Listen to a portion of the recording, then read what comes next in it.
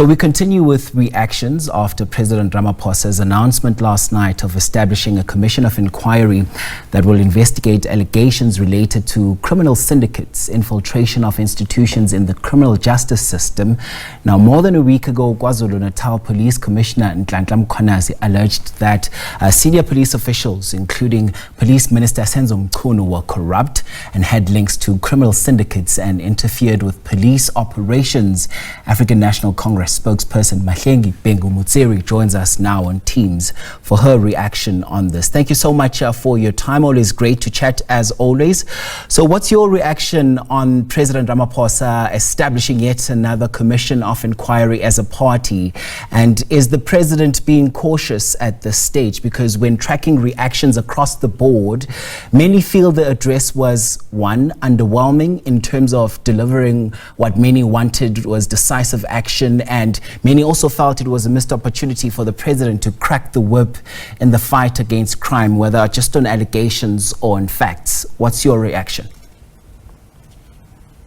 Well, if this was underwhelming for some, I think we should blame it on process, on due process. It's important that the state upholds all manner of pieces of laws that secures the right for matters to be ventilated properly using existing instruments such as a commission of inquiry.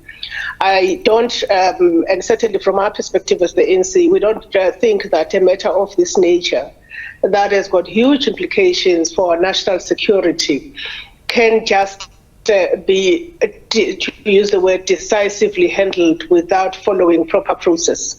There are always two sides to any story, and it's important that we get to the bottom of the issues that are underpinning the kind of instability that we're seeing in our security cluster, and more specifically within the South African police services. And it's not something that you can do without following a thorough process of examining evidence that is presented to such a commission, and also ensuring that evidence is led by the appropriate persons, and ensuring that those that needs to appear do get subpoenaed in the right way possible. So the president, I think, has acted with courage, has taken a decision to place Senzo Mchunu, the Minister of Police, on leave of absence, has taken a cautious decision to set up an inquiry led by one of South Africa's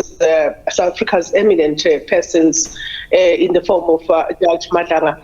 And we are confident that that will actually get us to the bottom of this. It's not a one-hit wonder. It's supposed to be a process that enables us to establish if we are safe, and also if the institutions that are linked to the police are operating above board, upholding the oath of office that these South Africans that are working there have taken, an oath. So we think that it is an important, it's a responsible decision. The placing of Minister Mchunu on leave of absence, that itself is an important step of communicating a message with which, the seriousness with which this matter is being taken. And let's break this down, this leave of absence, Ms. Motsiri, and what it actually entails. Would it really entail that also the minister is still kept there as it is now, enjoying the full perks and benefits of his portfolio, while we also bring in another minister? And many have also said this is something that would also further exacerbate and further bleed the public's purse. What's your reaction to that? Well, those that are appointed by the president, they are still South Africans. They also are entitled to all aspects of the rule of law, including the Aldi Alderam Partem rule, so that their side is also ventilated. And it is through the commission that such a thing will happen. I really don't think that we can look past the issue of ventilating all perspectives through the work of the commission. It's important for us to uphold that, because that could happen to you or me tomorrow, and we're not given we're not given a chance to state our story in a situation of instability or conflict at work or wherever else the case may be. So it's important that government sets the example, sets the standard, and also just it's not a responsible thing for a head of state to literally only listen to the wind. The wind is important.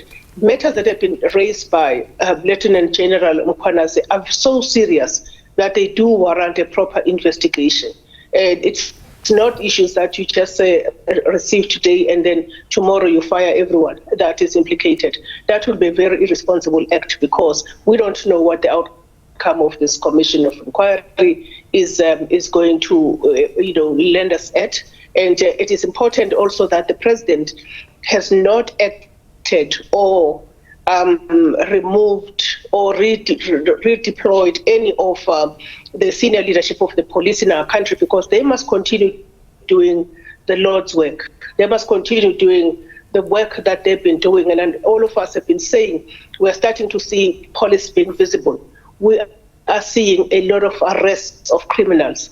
It's important that work proceeds uninterruptedly, including the work that is being done by Lieutenant General Mkhwanazi in KZN. And so I think in his wisdom, the president did not take any action to place anybody else in that space on leave, so that the work that we are doing to fight crime and corruption continues to take place. If you look at the past 2 months and look at the number of high-level arrests that have been made by the police, it definitely demonstrates that whilst there is this issue that has come to the fore, but that the police have been working very hard.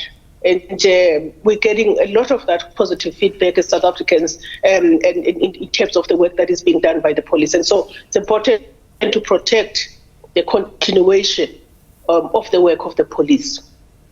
And zooming back into this judicial commission now, Ms. Bhengu-Motsiri, I want to find out from you, is the party confident that this commission will be different? I mean, given our history with commission of inquiries, for example, case in point, looking at the State Capture Commission of Inquiry, 1 billion rands later, we're seeing the wheels of justice grinding, albeit at a very slow pace. What makes this one different?